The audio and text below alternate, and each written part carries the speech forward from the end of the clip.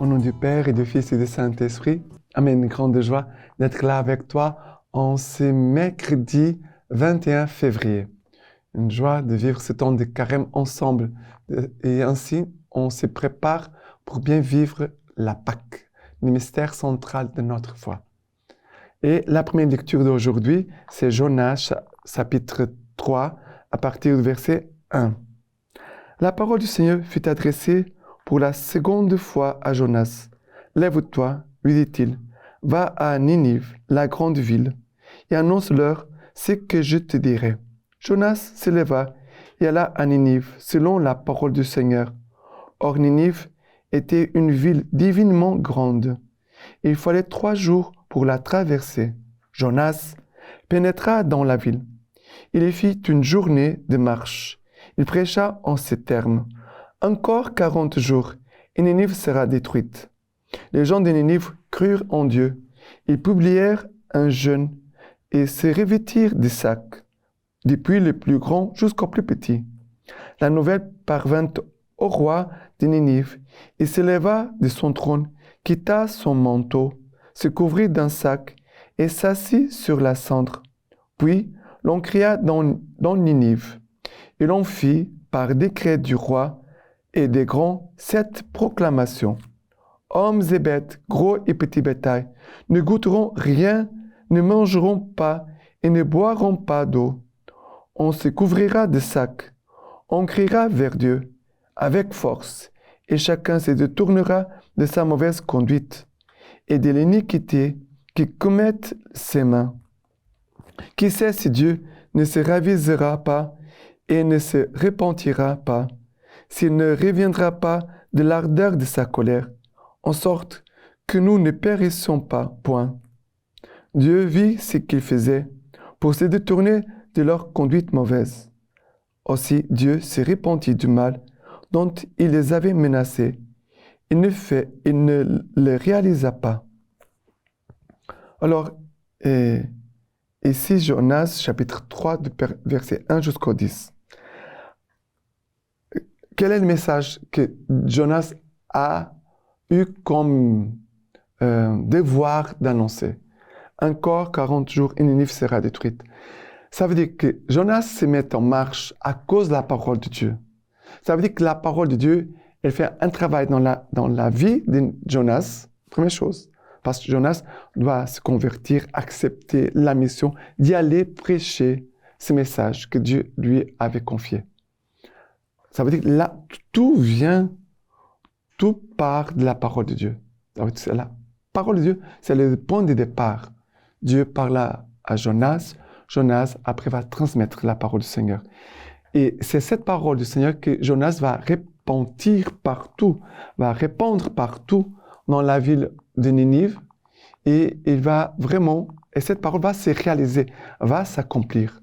Encore 40 jours, et Ninive sera détruite. Et c'est accompli cette parole. Non pas dans la façon que peut-être on pourrait croire. Tout va tomber, les immeubles, les bâtiments, tout doit tomber par terre.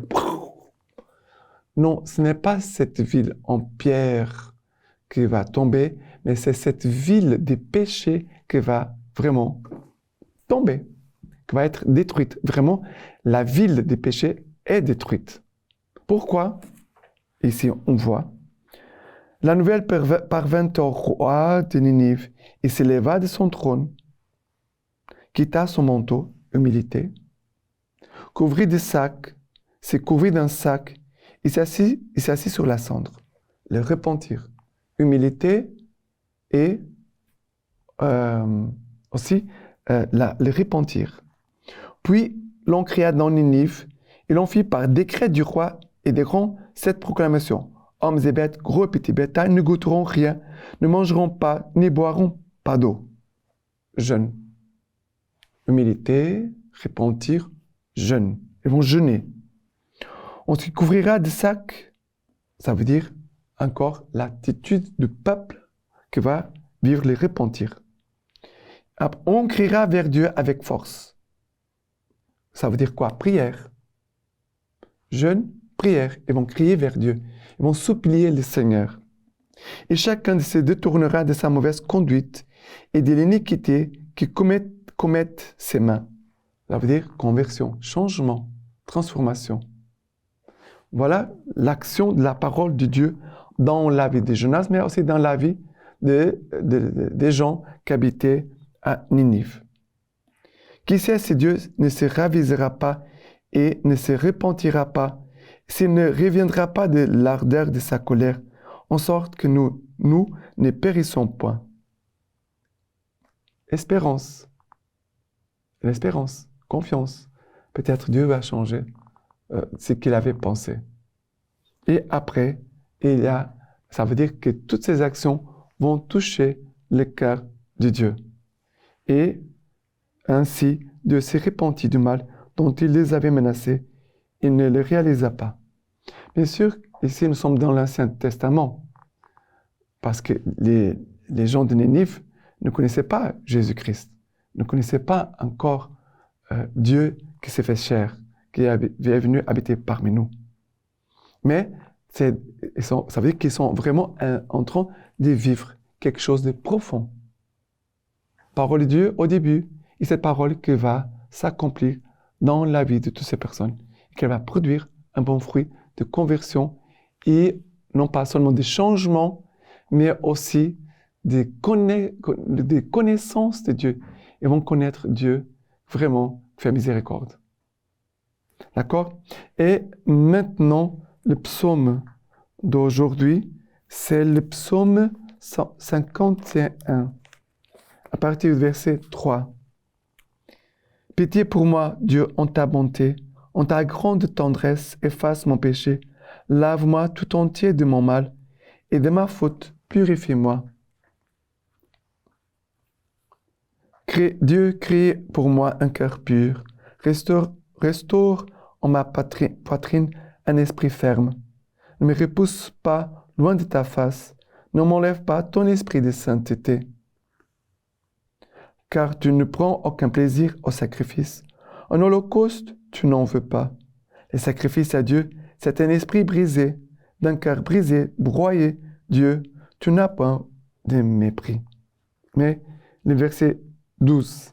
Dieu, crée pour moi un cœur pur, restaure en ma poitrine un esprit ferme, un esprit de décision. Et vraiment, nous avons besoin que Dieu vienne purifier notre cœur pendant ce temps de carême et qu'il mette en nous cet esprit ferme. Ça veut dire un esprit de force, de décision pour vivre vraiment un changement, une conversion et une union plus profonde avec le Seigneur. Le chemin de carême, c'est pour nous unir à Dieu et dégoûter vraiment le salut de Dieu d'une façon profonde et avec une grande joie, une grande paix. D'accord? Et maintenant, l'évangile d'aujourd'hui, c'est Luc chapitre 11, à partir du verset 29. Comme les foules se pressaient en masse, Jésus se mit à dire, « Cette génération est une génération mauvaise. Elle demande un signe, et des signes, il ne lui sera donné que les signes de Jonas. Car tout, comme Jonas, devint un signe pour les Ninivites, de même le Fils de l'homme en sera un pour cette génération. La reine du Midi s'élèvera lors du jugement avec les hommes de cette génération, et elle les condamnera, car elle vint des extrémités de la terre pour écouter la sagesse de Salomon. Il y a ici plus que Salomon. Les hommes de Ninive se dresseront lors du jugement avec cette génération et la condamneront, car ils se repentirent à la proclamation de Jonas. Il y a ici plus que Jonas. Alors, Jonas a proclamé une parole, il a proclamé la bonne nouvelle, et Jonas aussi a été un signe, parce que Jonas a été le premier qui a reçu la parole de Dieu et qui a fait un chemin de conversion. Jonas, avant d'aller à Ninive, il a fait un chemin de conversion. Et c'est ce chemin de conversion qui a donné de la force pour la mission et la proclamation, la parole que Jonas devrait annoncer. Jonas est un signe, quelqu'un qui s'est converti et qui vraiment a laissé la parole de Dieu travailler en lui et de le conduire. Jonas a été un signe. Sa proclamation, elle a produit un fruit de repentir. Et Jésus nous dit, et de même le Fils de l'homme, on sera pour cette génération un signe. Et Jésus est vraiment ce signe pour notre génération et pour toutes les générations qui viendront, car le mystère de la croix, il est là devant nos yeux. De contempler Jésus en croix, de contempler l'amour de Dieu pour nous. L'amour de Dieu qui a pris notre place sur la croix, qui a payé les prix de nos fautes, de nos péchés, et qui vraiment nous a rendu le salut, la vie éternelle, la paix, le pardon de Dieu. Nous avons la joie et la paix à cause du sacrifice de Jésus sur la croix. Et nous marchons sur cette terre avec espérance, en sachant qu'un jour, au ciel, le ciel nous attend et que nous vivrons pour toute l'éternité avec notre Dieu. C'est un signe de contempler la croix, de contempler ces signes de Jésus sur la croix, d'écouter aussi les paroles de Jésus sur la croix que meurt en disant « Père, pardonne-leur car ils ne savent pas ce qu'ils font ».